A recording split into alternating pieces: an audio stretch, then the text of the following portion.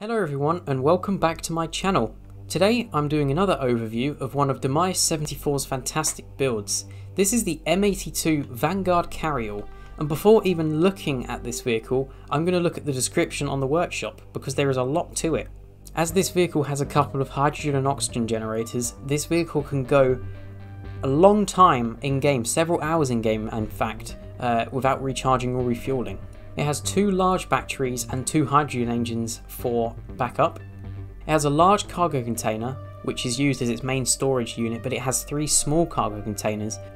So looking at the side first, you can see that there are 6 wheels in view, 5 of which are usable. This side one is a spare, just in case you have an issue while driving. For example, you hit the ground too hard, which I've done many times.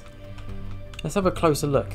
These are custom LCDs, and I believe Demise has made these just for this vehicle. That is so impressive. The amount of detail he puts into these builds is just absolutely fantastic. So this vehicle has a camera underneath and one at the front and one at the back. You can use those cameras to see if anything's been damaged without going outside and wasting oxygen. Moving on to the front of the vehicle, there are 6 spotlights in total with 4 normal lights. These 2 spotlights at the top are facing outwards in different directions. They can illuminate the sides of the area in which the vehicle is moving forwards. These 2 spotlights here are from the Wasteland DLC. If you don't have the Wasteland DLC, I suggest you buy it because it is absolutely fantastic.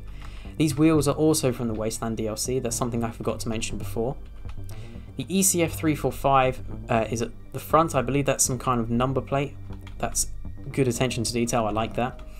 And as you can see, we have these 2 1x1 wheels at the front. Now these, I assume, are to prevent any more armour damage occurring if this vehicle crashes into something, because wheels will just bounce off any surface as long as it's not too hard, and that will prevent damage from this vehicle up to about this point. Moving on to this side, here is an automatic door. Now if I go near this door, it will open on its own and open the inside door, which is really cool, making use of sensor blocks. We have the same LCD on this side, which is very nice. We have a ladder here for detail. I've done that in my builds. It just looks really cool. I love these ladders. I love the fact that they added them back after so many years. And the back of this vehicle resembles a truck. Now as you can see, there are landing gears facing up. So even if the trailer wasn't here, which I'll get onto in a moment, you can still put things on the back of this, which is really handy. There is another spare wheel on the front of the trailer, just in case one of these wheels breaks off or one of the wheels breaks off from the main vehicle. So there are a total of 2 spare wheels. Moving on to the trailer, as you can see there are loads and loads of upwards facing landing gears as well as 4 connectors. These can be used to hold vehicles onto it, as I'll demonstrate now. This vehicle is called the AMC-E2 and it's from a car company I made in Space Engineers. You'll see these landing gears are yellow, but when I enable this they go green. Now this vehicle will not go anywhere. That's extremely handy if you put a vehicle on here that doesn't have a connector underneath and can't lock to it. Moving to the back here, we have a few more LCDs. We have the amber warning LCD, a caution for people to stay 10 meters back to avoid injury or death, which is very nice.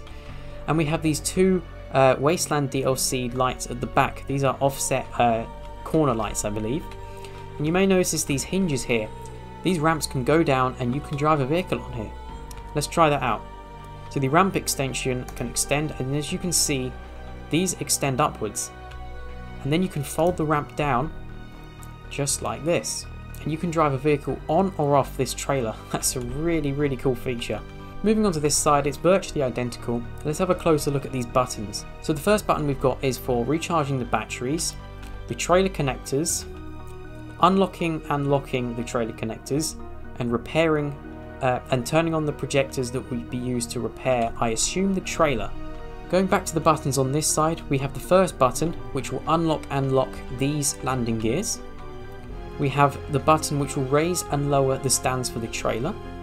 If you're about to put this on a vehicle, these stands will come down. I'll show you that now. As you can see, these come down and you can detach the trailer, which I will do in a second.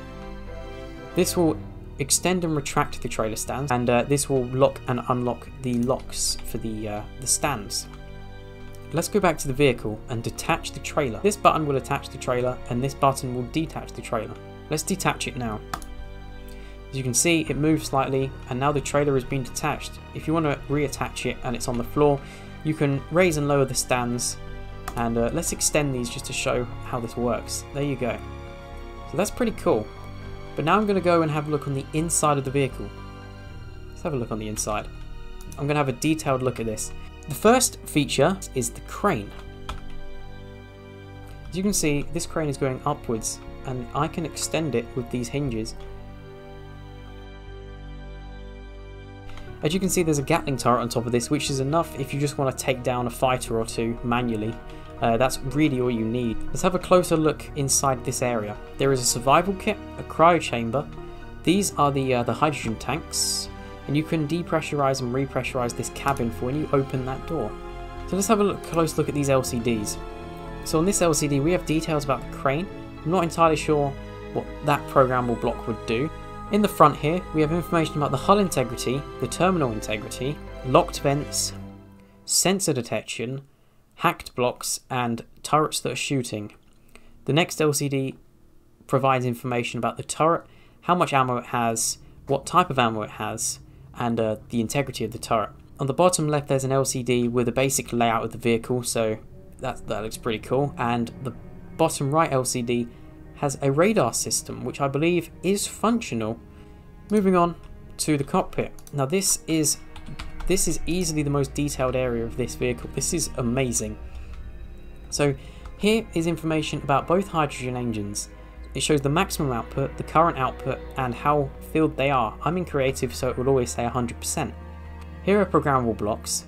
So the auto LCDs, so this type of program is an information display. You might have to get this blueprint yourself to figure out quite what this is. There is so much to do with this vehicle, it's amazing. This is information about the hydrogen bottles, so I assume in these cargo containers there are... Okay, so there are basic tools, and there's a rifle. So this is a perfect survival vehicle. If you were to start off with this, do a custom survival, if you started off with this vehicle, this would be a great vehicle to start with. Now up here is information about the batteries. So as you can see, information about the storage, how fast it's being charged, how fast it will be depleted, etc. And in the front, let's have a look at some more of these LCDs. So on the left, right at the left, in the top, you can see there's information about the gravity, the natural gravity, the artificial gravity, and the total gravity. Massive praise to Demise for the attention to detail. This is all the information you would need to know in a survival world. Moving on to the LCD slightly further in, but still on the left, is the exact location of the vehicle. So it has the X, Y, and Z coordinate, the radar system, which is also in the back area, which is, I believe, is the same block. It shows the altitude on the bottom there, the mass of the ship, how long the vehicle will take to stop, the time, the speed of the vehicle, a nice LCD reminding me that I should not wreck this vehicle because I need to drive it home, and it is a long walk from home. I believe it's probably 5,000 kilometers back to Earth from here. Up here is information about the engines. I will actually need to click on this. So information about the engines, the batteries, etc, etc. So overall, this vehicle is extremely impressive. Demise has done it again with the attention to detail. This vehicle is amazing. I won't do a driving test because I want to leave some of this to you to test out. Thank you for watching this video. I hope you enjoyed it. Please leave a like if you did and consider subscribing. Thanks for watching this channel, and I'll see you in the next one.